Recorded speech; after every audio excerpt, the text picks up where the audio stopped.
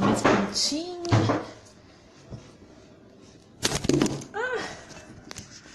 Essas coisas acontecem.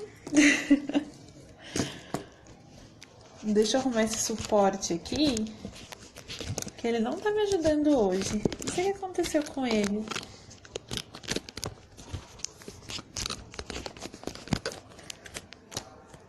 Não sei o que aconteceu com o meu suporte, mas acho que agora foi. Tá bonitinho, tá bonitinho. Boa noite, gente. Tudo bem com vocês? Boa noite. Sejam bem-vindos a mais uma live de saúde. A nossa live de quarta-feira.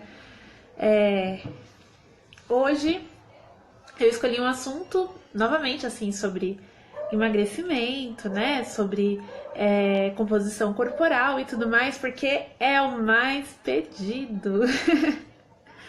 É o que mais me perguntam, é o que mais pedem pra mim. E aí, enquanto a gente espera esse tempinho, né, o pessoal entrar na live e se sintonizar, né, com o nosso assunto de hoje, eu quero perguntar, o que você acha, né? Você que está aqui na live, eu vi que Bruno _SP97 entrou. Tudo bem, Bruno? Boa noite. Enquanto o pessoal vai entrando na live, o que você acha sobre esse assunto? Você acha que é possível ser gordinho, ser obeso e saudável? Sim ou não? O que você acha? Tem gente que me respondeu sim. Sim, Nutri.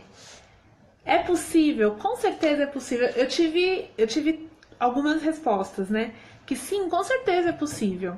Eu tive uma outra resposta também, que a pessoa colocou que ela é obesa, é gordinha, tem todos os exames ok, então que sim é possível.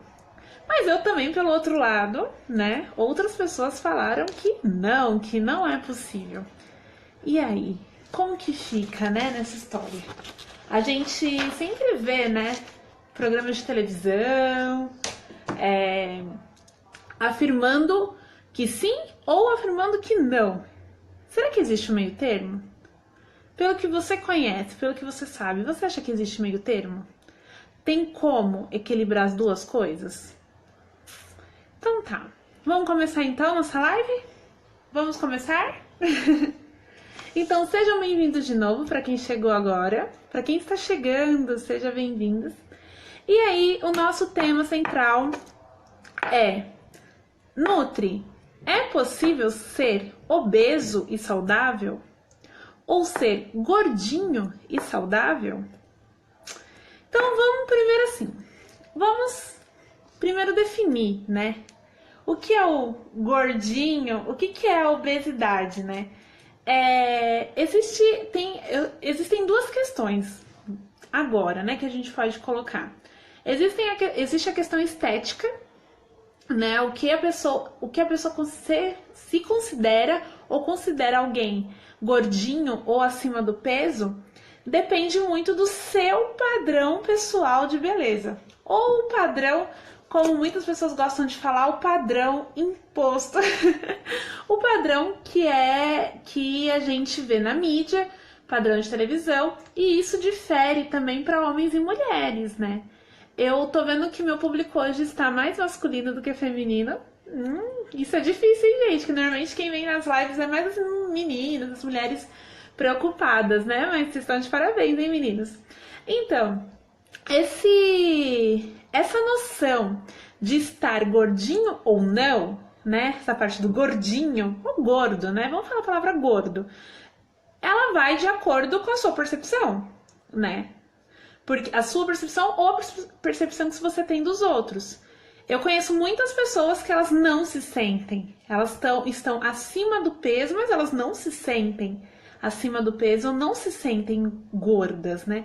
Então, se elas não se sentem, pode ser que ela não se considere gordinha, né? Então, tem essa primeira questão. O gordinho, o gordo pode ser apenas uma percepção. Ou você tem uma referência e compara com aquela referência. Então, não necessariamente quem está se considerando gordo ou gordinho, né? Como o pessoal diz, às vezes nem está acima do peso. ou não está acima do peso num ponto que seja preocupante à saúde. Tá, já comecei a falar um pouquinho, né? E aí, mas vamos voltar à classificação oficial. A classificação que é da Organização Mundial da Saúde. Primeira coisa que eu quero falar pra vocês é essa, bem resumidamente, viu, gente? Bem leigamente essa questão da classificação, porque, né, nós não estamos numa aula de antropometria, mas sim, eu vou falar de uma forma que fique acessível para todos nós. Essa classificação da Organização Mundial da Saúde é uma classificação feita com base em comparação de dados. Ou seja, houve a comparação do peso da pessoa, desde as pessoas extremamente magras até as pessoas extremamente pesadas, e se comparou o desenvolvimento de doenças, o risco de morte, em qual faixa morria mais, em qual faixa morria menos. Foi assim que começou a comparação, né? Então, assim, só para vocês terem uma noção, a Organização Mundial da Saúde, ela classifica de acordo com peso e altura. Com certeza vocês já devem saber fazer, tem em qualquer site uma calculadorazinha, mas existe um índice chamado Índice de Massa Corporal, IMC. O IMC, o que ele é? Você vai pegar sua altura, agora precisa ser bom de matemática, hein, gente? Você vai pegar sua altura em metros. Então, por exemplo, eu tenho 1,67. Vai, 1,66. Eu arredondo para 1,67 sempre, porque dá 1,66, alguma coisa. Mas enfim, eu tenho 1,66, queria ser mais alta, mas não sou. Multiplico 1,66 vezes 1,66, ou seja, é a altura ao quadrado. 1,66 vezes 1,66. Como eu não fiz essa conta antes da live, eu não vou saber de cor. Mas enfim, vai dar 2, alguma coisa. Deve dar 2,8, alguma coisa assim, 2,7. Se alguém quiser fazer a conta MZ, aceito, viu? Mas enfim, você pega esse valor, aí você pega o seu peso. Aí você pega o seu peso e divide por esse valor. Isso vai dar um resultado. Quer ver? Vou pegar um exemplo. Só porque eu falei que eu ia pegar o exemplo, não tô com ele aqui. Não tô com o exemplo da minha última paciente. Mas enfim, você vai pegar o seu peso e vai dividir pela sua altura ao quadrado e você vai ter um número. Esse número se chama seu índice de massa corporal, tá? Beleza? Para quem não conseguir, não tiver habilidade em fazer essa conta, né, na calculadora, essa conta matemática, tem alguns sites que tem calculadora de IMC. Coloca lá, normalmente dá certo. E aí o que acontece? Quando essa calculadora, quando esse resultado dá menos de 18,5, quer dizer que a pessoa ela está num peso abaixo do recomendado pela Organização Mundial da Saúde. Ou seja, normalmente são as pessoas mais magras, muito magras, mas com magreza a partir de um ponto que não é considerado saudável pela Organização Mundial da Saúde. A partir de 18,5 até 24, eu tô olhando minha cola, viu, gente? A partir de 18,5 até 24,9 é considerado eutrófico. O que isso quer dizer? Eutrófico quer dizer que está dentro do padrão para evitar doenças e tudo mais, que estão relacionadas ao excesso de gordura. A partir de 25, você já é sobrepeso ou pré-obeso, de acordo com a classificação. Mas você já está com excesso de peso, segundo a Organização Mundial da Saúde. Então, de 25 a 29,9, você não é considerado obeso, mas você é considerado sobrepeso. Beleza? A partir de 30, o CMC já é considerado obesidade. E aí, a obesidade tem classificações. Então, tem a obesidade que é grau 1, grau 2 e o mais grave, o grau 3. Então, mesmo dentro da obesidade, a partir de 30, quanto maior CMC, pior, né? Mais pode ser prejudicada a sua saúde. Beleza? Deu para entender? Essa comparação do gráfico é essa. Lá eles fizeram estudos e compararam Morre mais quem pesa mais. Foi isso, basicamente é isso. E daí, eu já tive... Uma vez me enviaram um podcast, que eu não lembro mais o autor, mas que falava de gordofobia, da nossa sociedade, que ela é gordofóbica. E aí eu analisei o podcast e tinha essa questão. Tinha uma pessoa que defendia, né? E ela falava assim, mas esses estudos só são estudos comparativos, mas na verdade eles não vão lá para conhecer como que é a vida a fundo daquela pessoa. Então, muitas vezes isso você não sabe se aquela pessoa que morreu é porque ela tinha uma doença associada. Mas e se o gordinho for saudável? E se a pessoa que está acima do peso for saudável? Qual que é o problema? Ela vai estar fora daquela faixa que morre mais. E foi nesse podcast que falavam sobre gordofobia, foi esse o argumento que as pessoas que estavam obesas utilizavam para defender que obesidade não é sinônimo de doença. Beleza? Gente, eu tô explicando os fatos, não tô afirmando nada por enquanto. Eu já falei dos exames. Um outro argumento que também foi utilizado nesse podcast na época, que eu não vou citar o nome do podcast, né, mas que foi utilizado, foi que a sociedade tem um padrão de beleza inalcançável. E que nós, profissionais da saúde, nós também estamos... endossando isso, sabe? Fazendo com que as pessoas se sintam mal. Então, que nós, profissionais da saúde, tanto nós quanto profissionais da saúde, quanto a sociedade, quanto a mídia, eles acabam estimulando um padrão de corpo que não seria um padrão que serve para todas as pessoas. Beleza? Então eles falaram sobre isso e passaram o podcast inteiro falando sobre preconceito, que pessoas que têm mais peso sofrem, sobre problemas de comprar roupa e tudo mais, e toda aquela parte social. Mas, o que eu quero falar com vocês nessa live? Acabei de falar como a gente classifica a obesidade, por que eu tô fazendo essa live, porque eu ouvi esse podcast e eles questionavam isso. E questionavam que a Organização Mundial da Saúde então só comparou, mas não investigou a fundo se a pessoa estava com os exames legais, se ela estava com a vida ok e tudo mais, e se isso aumentava ou não o risco de morte dela. Beleza? Coloquei o contexto, né? O porquê dessa live, por que eu tô falando disso. Agora, vamos à parte que eu vou explicar o que é obesidade, né? Eu falei da classificação da Organização Mundial da Saúde. Só que essa classificação, como questionaram lá no podcast, foi realmente feita só por essa avaliação. Só que só tem muitos anos atrás. Eu tenho uma classificação aqui que é de 1995, que tá aqui pertinho de mim, essa classificação da Organização Mundial da Saúde. Já se passaram quantos anos desde 1995, né? Então vai fazer 25 anos ano que vem essa classificação aqui que está comigo. Mas tem classificações mais antigas. Mas vamos então conversar sobre obesidade e doença. Sobrepeso e doença. A gente, depois desses anos, né? Década de 90, anos 2000, até hoje foram feitos estudos mais aprofundados.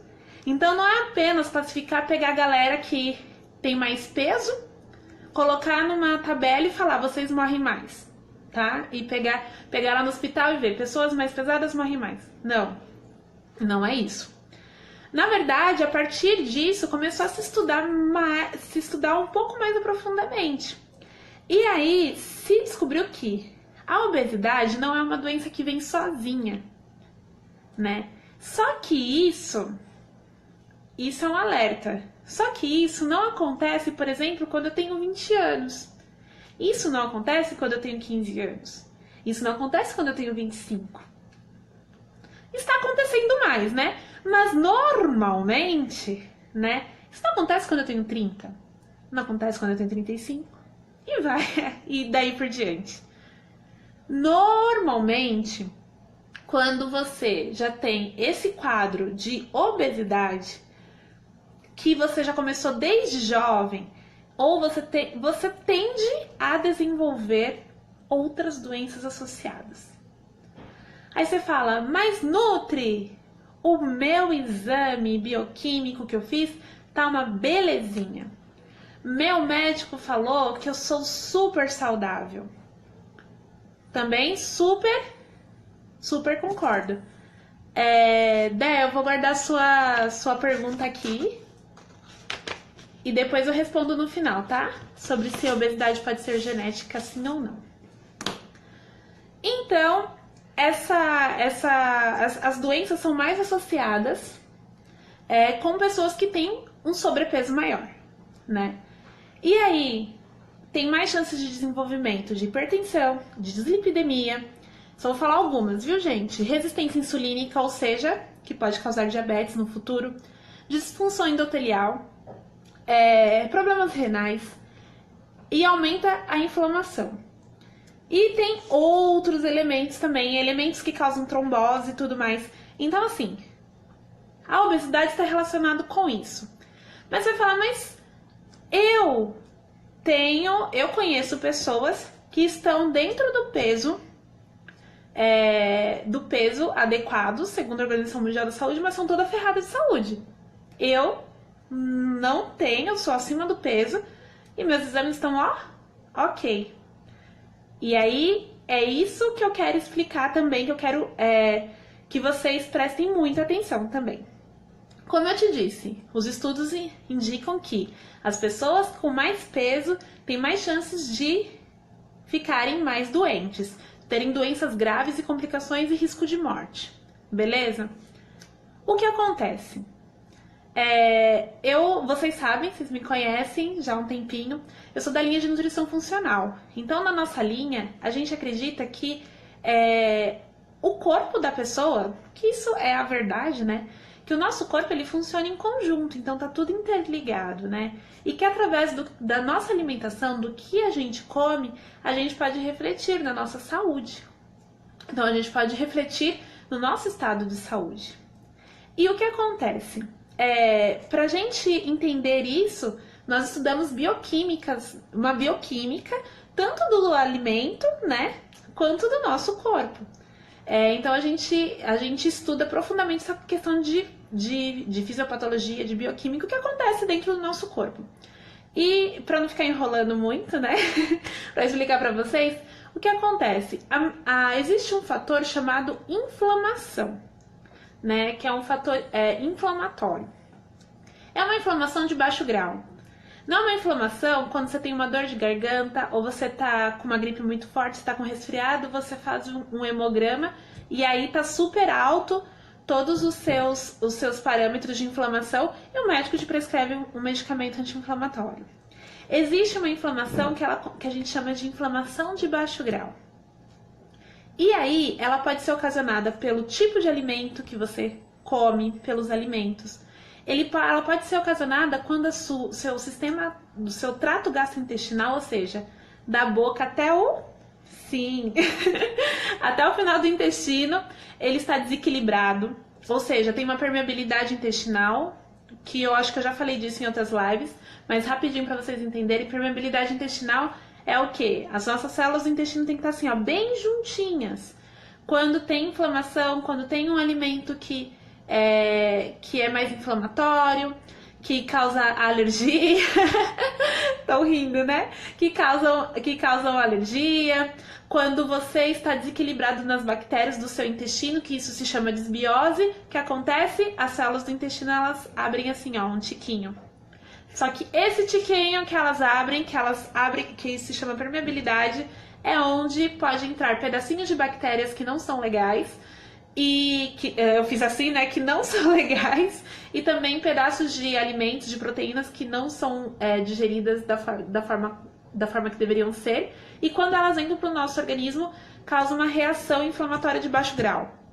Tá, gente? Expliquei bem rapidinho e bem legalmente.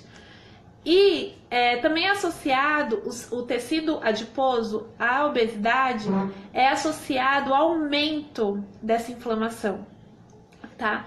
E essa inflamação crônica, ela nos traz outros sinais e sintomas. E por que eu tô falando isso? Porque assim, por que eu vou falar? Então eu sou um gordinho saudável. Porque meus exames bioquímicos estão, ó, tudo ok, o médico falou que tá tudo ótimo.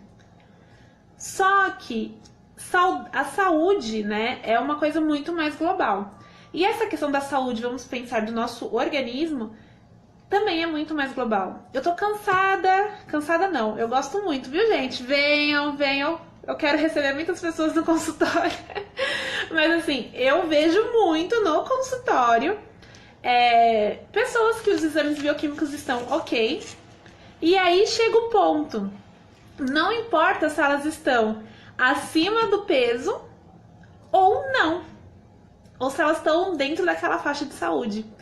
Muitas pessoas estão dentro da faixa de saúde, estão dentro do peso preconizado pela Organização Mundial da Saúde, mas quando eu faço a anamnese, o que é a anamnese? É a entrevista que a gente conversa, né, sobre o estado de saúde, e eu faço tanta pergunta, eu acho que eu tento sempre explicar, mas eu faço perguntas desde quando a pessoa estava no ventre da mãe dela. Se a pessoa lembrar bem, pergunto desde lá até a situação atual de sinais e sintomas que a pessoa tem no presente. E aí, assim que a gente tira a conclusão, né, de como que tá o estado de saúde dela. E tem um questionário que eu aplico muito, que o nome é Questionário de Rastreamento Metabólico. Eu pergunto, olha, eu nem sei, gente, quantas perguntas tem aqui. Vários sintomas. E aí, a gente faz uma pontuação.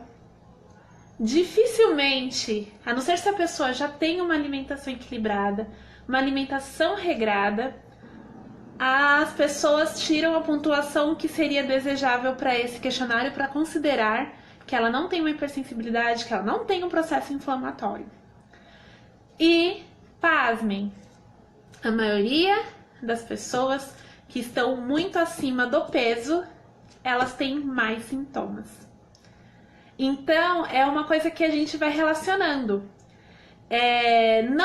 Só que tem outra coisa que eu quero falar. Eu não vou falar que eu considero, só de olhar a pessoa fisicamente por fora, que ela é saudável porque ela tá dentro do peso. Vocês conseguiram pegar essa parte, né, que eu expliquei. Então, mesmo se ela tá dentro do peso correto, mas a pessoa tem um questionário de saúde que tá péssimo, então ela não tá saudável. Ela não tá tendo qualidade de vida que ela poderia ter, né? Só que os exames bioquímicos estão ok. E aí, outra coisa que eu digo pra vocês. O padrão que a gente habitualmente olha os exames bioquímicos, fora da medicina funcional, fora da medicina integrativa, a gente usa aquele padrãozinho do laboratório, né? De tanto até tanto tá ok. Super. Realmente. De tanto até tanto quer dizer que você não tem uma doença. Só que quando é uma medicina integrativa, uma nutrição funcional, uma medicina funcional, como que a gente olha esse exame? A gente vê os extremos. Dependendo do tipo de exame, o exame não pode estar no limite ou muito acima ou muito abaixo, porque está indicando uma evolução. Eu já atendi pessoas que você pega o exame dos hormônios, né, de tireoide, e aí você vê que tá ali diminuindo, tá diminuindo aos poucos, tá diminuindo aos poucos. Só que não é considerado hipotireoidismo ainda, porque ainda não passou do limite que é considerado hipotireoidismo, então precisa entrar com a medicação. Só que se a gente observa com cuidado, com esse olhar, né, funcional, você vê que o quê? A pessoa está caminhando por um hipotireoidismo. Você pega um exame de glicemia, principalmente a glicemia glicada, você vai olhando, você vai comparando com os exames anteriores, e daí acontece o seguinte, você vai acompanhando que vai subindo os pontinhos da glicemia lá, da glicemia glicada. Pouquinha coisa, ela não é diabética, mas ela está caminhando para uma resistência insulínica. Ou a pessoa tem uma resistência insulínica, mas ela ainda não é diabética. Entendeu? Muito de alguns padrões que está ali no exame laboratorial, ele está servindo para definir se você está doente ou não, se você vai tomar uma medicação ou não. Só que para a prevenção da sua qualidade de vida, tem que ter um olhar muito mais amplo. E além dos exames, né, bioquímicos, eu vou falar algumas perguntas que eu faço nesse questionário.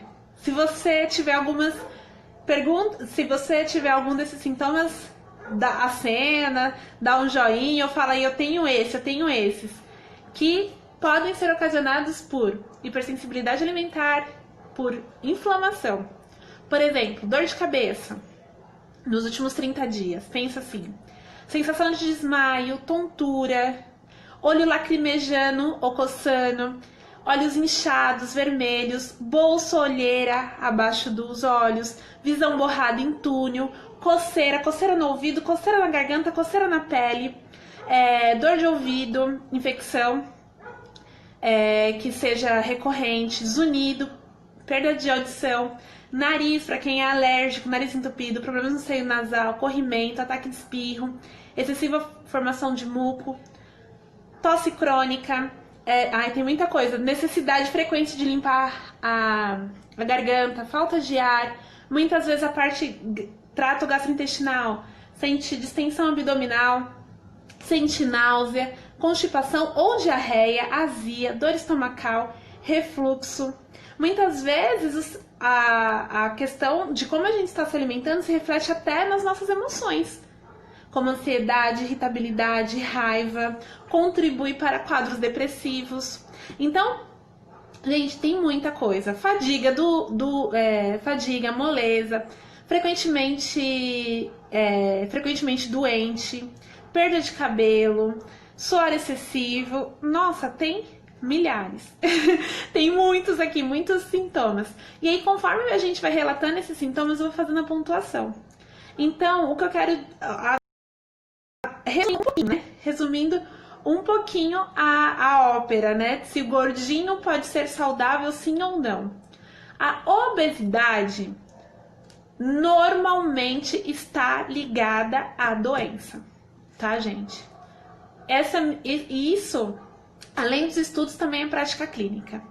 Se não é uma doença que está saindo, que está lá nos exames bioquímicos, a obesidade, tô falando de obesidade, ou seja, o IMC lá acima de 30, tá? Que eu tô falando. Normalmente está ligado, porque dificilmente uma pessoa que está com obesidade, ela come realmente da forma correta. E o que é comer da forma correta? É ter um alto consumo, um bom consumo de hortaliças, de verduras, de legumes, de alimentos mais natura, pouco processado, pouco industrializado, pouco carboidrato, a quantidade de proteína equilibrada com os demais micronutrientes, água. Gente, que tem gente desidratada que eu atendo, o povo não quer tomar água. E que mais? Aditivos químicos, aditivos alimentares, pessoas que fumam, pessoas que trabalham, às vezes trabalham em alguns lugares que tem muitos poluentes ambientais. Então é assim, tem muita coisa. O pessoal dorme mal. E aí tá tudo relacionado. E aí tem outros sintomas, né, que não tá ali, ó, no exame bioquímico, mas tem outros sinais e sintomas que prejudicam a qualidade de vida dessa pessoa. Então, essa pessoa a gente pode falar que não é saudável. Beleza? E a maioria das pessoas, não posso bater o martelo e falar, não existe. Mas eu ainda não peguei. De verdade. Pessoas que sejam com IMC acima de 30, que não tenham esses sintomas relacionados à hipersensibilidade alimentar, a inflamação de baixo grau e tudo mais. Por enquanto ainda não peguei. E deixa eu só anotar aqui algumas perguntinhas que o pessoal tá fazendo, que daqui a pouco eu já respondo, gente. E aí, o que mais que eu queria falar com vocês? É multifatorial, né, a obesidade. Então, como eu te disse, e já respondendo uma pergunta, a obesidade, o sobrepeso, ela é multifatorial. Então, o ambiente normalmente obesogênico, o sono, o sono, além da alimentação, o sono prejudicado aumenta a obesidade. Pode ser genético, a obesidade pode sim. Só que tem muitas evidências do que, apesar da obesidade ser genética, o ambiente, ou seja, que é a parte epigenética que a gente chama, o ambiente influencia muito. Então, assim, a pessoa pode ter uma predisposição a ser obeso, mas se ela tem uma alimentação saudável, se ela pratica atividade física, ela tem um bom sono, ela não entra em contato tanto com substâncias tóxicas, isso favorece que ela mantenha melhor o peso dela. Entendeu? Então, genética não é destino, tá, gente? Isso acontece em tudo na genética. Não é porque você tem um gene que tem uma predisposição a um câncer X que você vai ter aquele câncer. Depende muito dos fatores ambientais. Isso não acontece apenas na obesidade. Acontece no câncer, acontece em outras doenças. Então, não necessariamente porque você tem aquele gene que você vai desenvolver. Depende também de fatores. Tem alguns que são determinantes, mas normalmente em obesidade não. E tem os fatores ambientais, que isso se chama epigenética. Então, esses são os mais importantes. E se a gente for pensar em genética, e saindo um pouquinho de obesidade, mas pensando nas doenças que muitas vezes a gente carrega da nossa família, a genética a gente não pode fazer nada contra isso. Já foi impresso na gente, a gente nasceu assim e pronto, acabou. Porém, o que a gente pode fazer a gente pode modular essa questão epigenética. Então, tudo que for questão ambiental, de alimentação, de atividade física e tudo mais, você pode modular, tá? Então, é assim, genética não é destino. Pronto. Genética não é destino.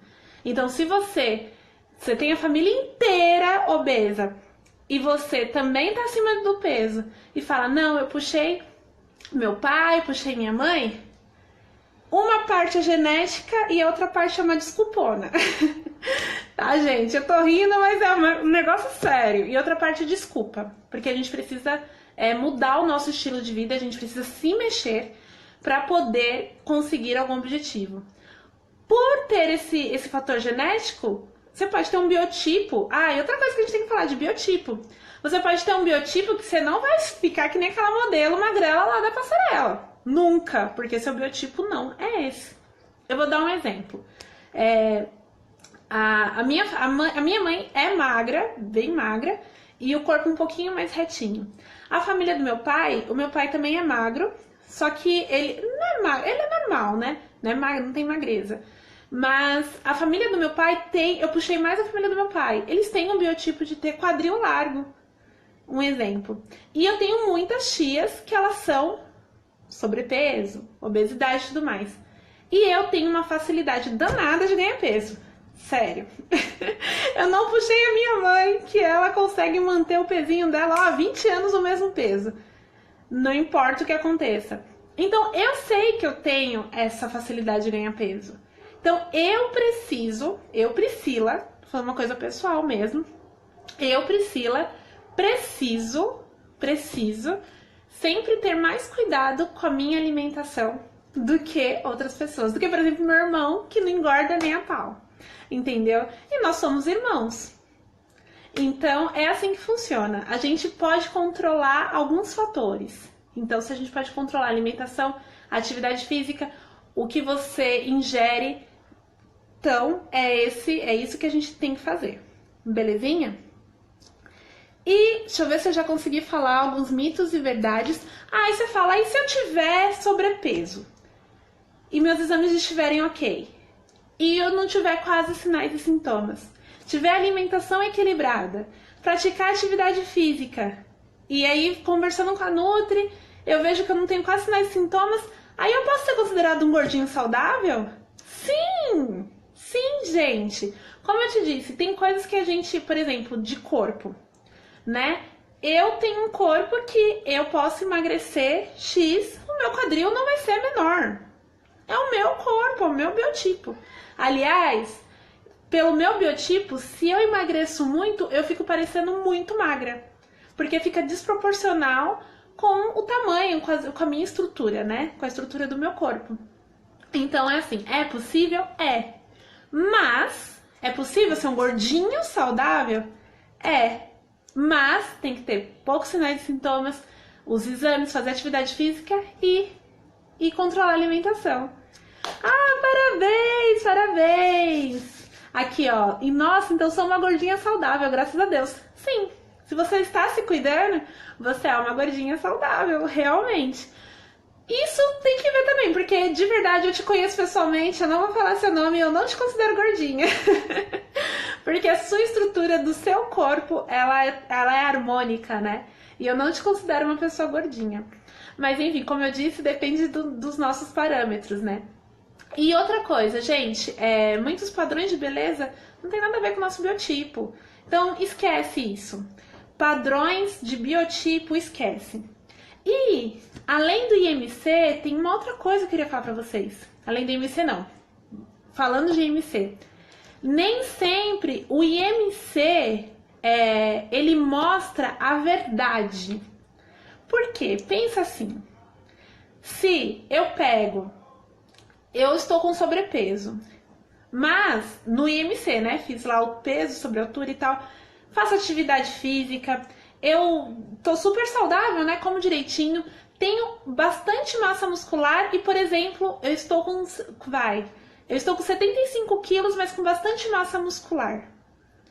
E aí pega uma pessoa que é sedentária, que come mal, que ela tem um excesso de gordura, tem pouca massa muscular, ela tá toda cheia de sinais e sintomas e também pesa os mesmos 75 quilos.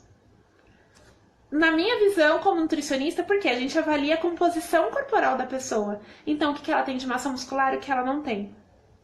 Então, na minha visão, essa pessoa de 75 quilos com uma massa muscular maior, ela não tá aqui, ela não é obesa, entendeu? Porque ela tem 75, ela tem um peso, mas ela tem um peso de massa magra, ela treina, né? Agora, a pessoa que não treina, que é sedentária e tem os mesmos 75 quilos, ela não vai ser tão saudável quanto essa.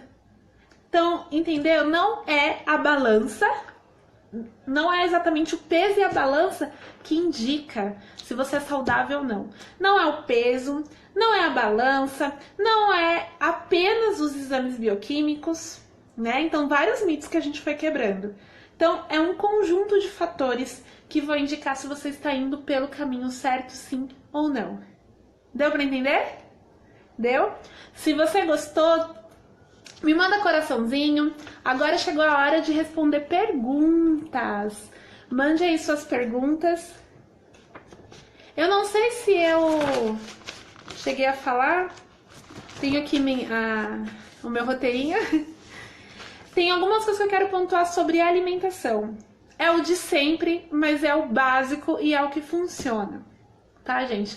Não adianta esses mimimi de dieta, de gente inventando coisa todo dia. O que funciona? Tanto para emagrecimento, quanto para qualidade de vida, quanto para prevenção de doenças ou para tratamento de doenças. Precisamos comer, sim, mais frutas, mais legumes, mais verduras. A gente precisa ter uma base alimentar com mais hortaliças. A gente precisa, sim, diminuir carboidratos simples. Então, diminuir farináceos, diminuir açúcar simples. Precisamos, sim, adequar nosso aporte de proteína. Não comer ovo o dia inteiro, mas ter, sim, proteínas nas refeições, porque ela vai dar saciedade, ela vai diminuir o apetite. Então, é importante ter proteína. A gente precisa consumir mais carboidratos, carboidratos mais complexos, como batata doce, mandioca. Se não for consumir um carboidrato tão complexo, colocar coisas que aumentem, itens, né, alimentos que aumentem as fibras neles, como chia, aveia, amaranto e tudo mais que a gente pode acrescentar. A gente precisa ter um bom aporte de micronutrientes. Então, essa alimentação tem que ser variada. Por exemplo, normalmente a maioria das pessoas, elas não consomem a quantidade de zinco, por exemplo, suficiente. E muita gente reclama de imunidade baixa. Bora consumir, semente de gergelim tem muito zinco, vamos colocar na nossa alimentação. E uma coisa muito importante quando a gente fala de emagrecimento, parem com gordurafobia. Não é gordofobia, é gordurofobia. Gordofobia também precisa parar, né, gente? Mas é gordurafobia, que é ter medo de tudo que tem gordura, né? Existem gorduras do bem que a gente precisa ter mais no nosso dia a dia, na nossa alimentação.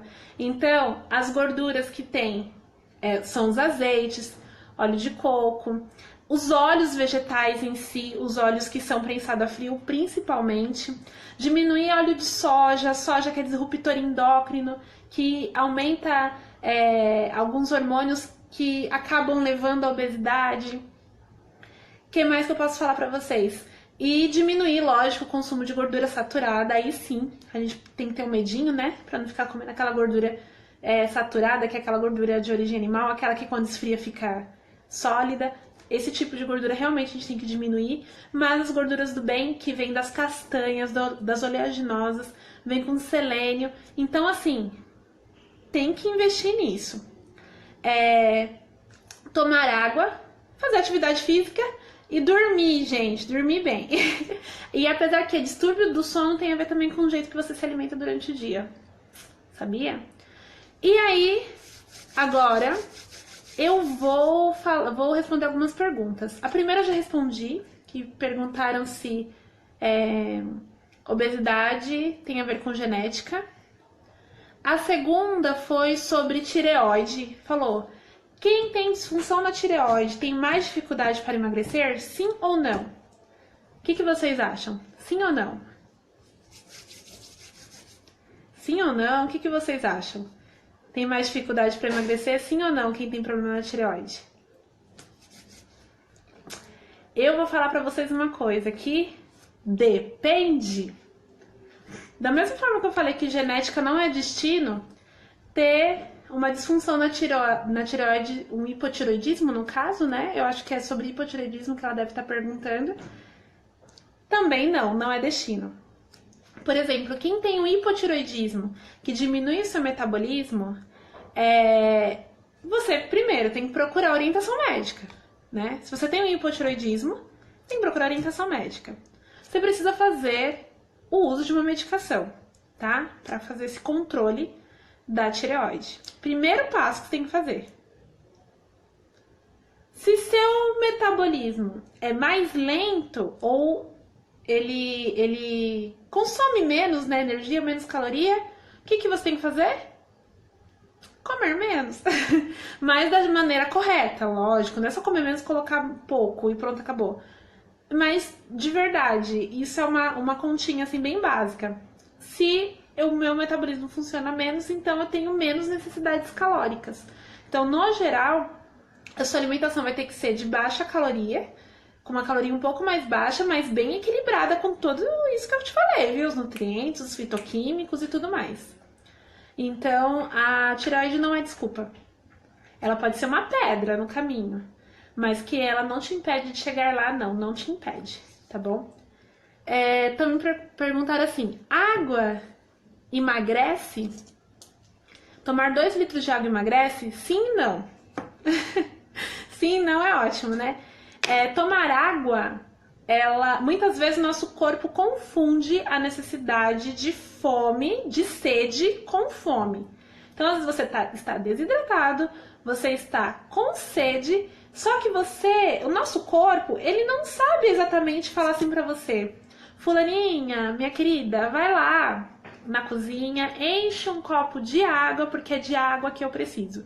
A gente que aprende a reconhecer que ele está precisando de água.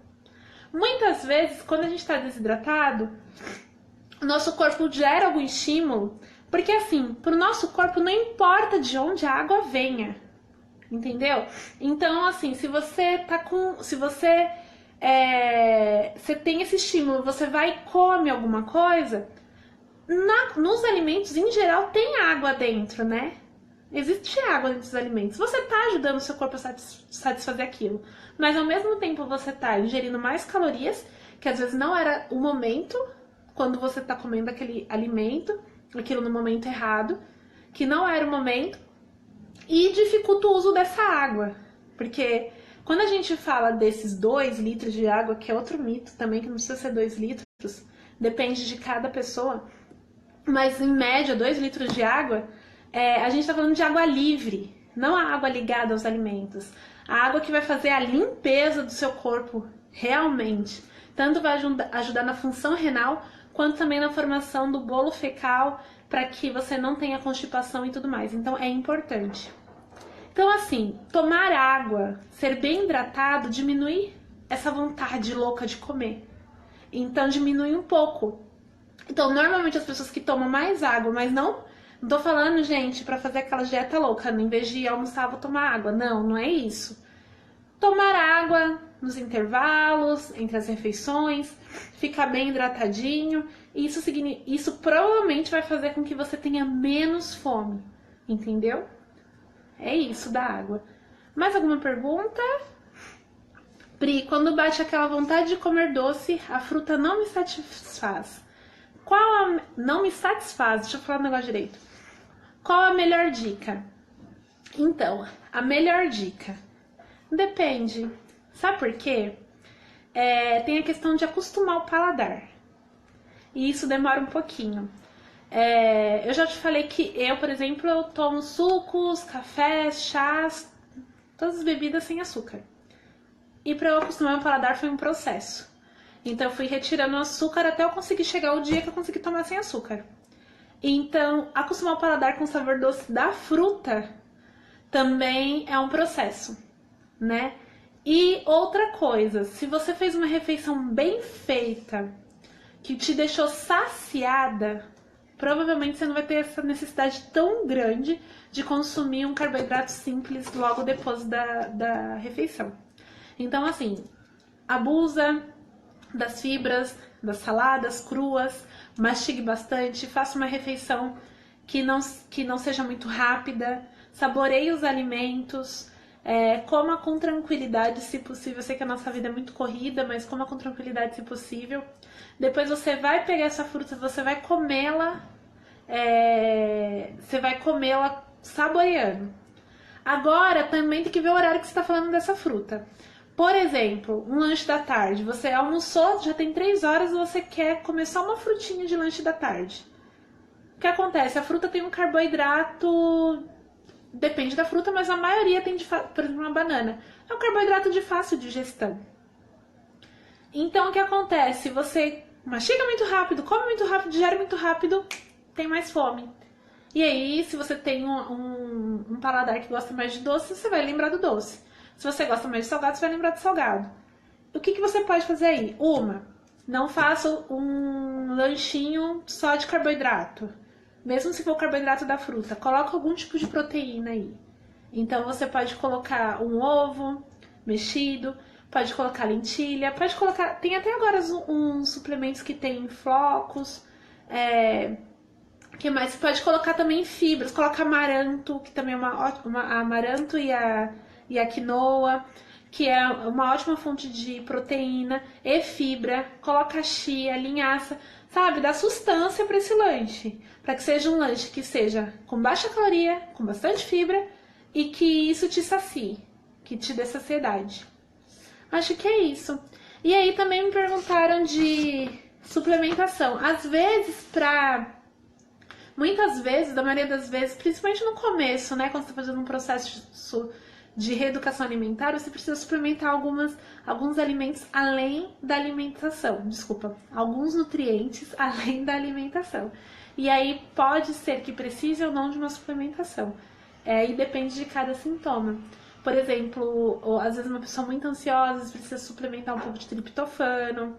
É uma pessoa que dorme mal, precisa fazer uma suplementação específica para a noite, para ajudar nesse início. Então depende de cada pessoa, tá bom? E depende do seu objetivo.